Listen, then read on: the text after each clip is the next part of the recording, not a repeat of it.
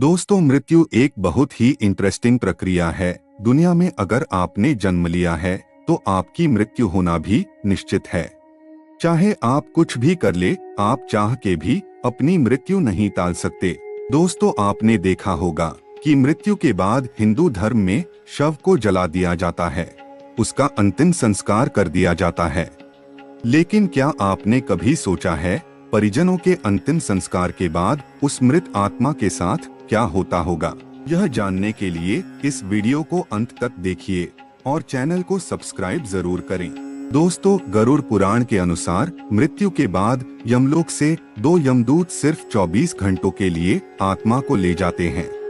इन 24 घंटों के दौरान मृतक के परिवार वाले उसका अंतिम संस्कार और अन्य क्रियाकर्म करते हैं।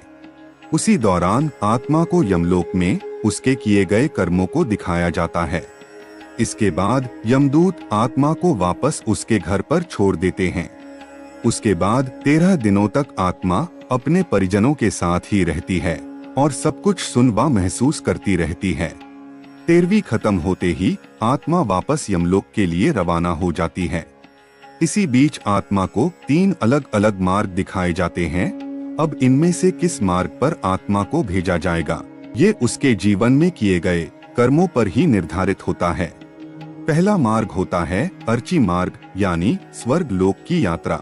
दोस्तों, जो लोग अपने जीवन में अच्छे कर्म करते हैं, दूसरों की भलाई का सोचते हैं, उन्हें स्वर्ग लोक मिलता है। इस यात्रा में खुद यमराज आत्मा को स्वर्ग तक लेके आते हैं। वहाँ उस आत्मा का स्वागत अप्सराओं के द्वारा किया जाता है और वहीं उस आत्मा को सारी सुख और सुविधाएं प्रदान की जाती है।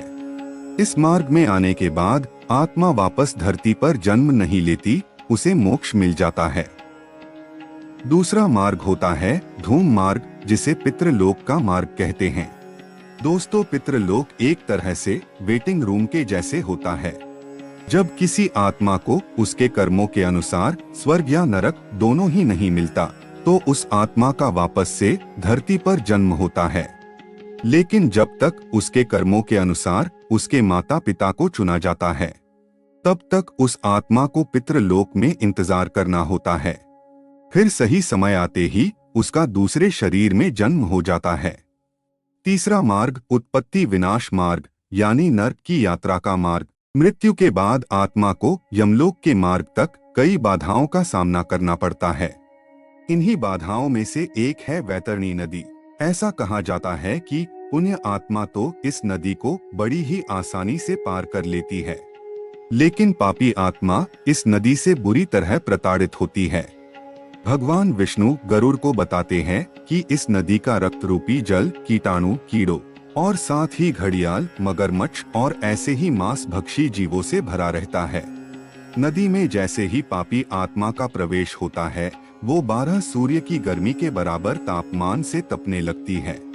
जब वो तापमान उससे बर्दाश्त नहीं होता, वो आत्मा उस रक्त रूपी जल में डुबकी लगाने लगती है।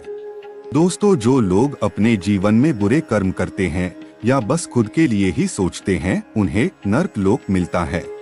आपको बता दे, गरुड़ पुराण में अलग अलग नरक का भी जिक्र किया गया है, जहां मृत आत्मा को उसके पापों की सजा मिलती है। तो आइए जानते हैं। अंधकामिस्त्र नरक। यह नरक उन पति पत्नियों की आत्माओं के लिए है जो अपने साथी को केवल लाभ या उपयोग की वस्तु समझते हैं। इस नरक में उनकी आत्माओं को पीटा जाता है। यह बहुत ही तेज गति से चलता है। तमिश्रम नरक। इस नरक में उन्हें जगह मिलती है जिन्होंने अपने जीवन में दूसरों की संपत्ति हड़पी होती है। यहाँ पर उन्हें तब तक मारा जाता है जब तक वे बेहोश न हो जाएं। दोबारा होश आने पर फिर उन्हें ऐसे ही मारा जाता है। यह सिलसिला तब तक चलता है जब तक कि सजा का समय समाप्त न हो जाए। आपको बता दे, कुंभीपाकम नरक में शिकारी लोगों, यानी उन लोगों को लाया जाता है जो अपने शौक के लिए जानवरों की हत्या करते हैं और उनके इस कर्म की सजा में उन्हें खौलते हुए तेल में उबाला जाता है।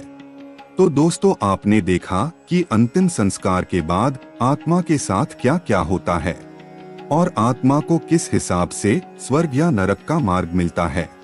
अगर आपको ये वीडियो पसंद आई हो तो इसे लाइक शेयर और चैनल को सब्सक्राइब जरूर करें।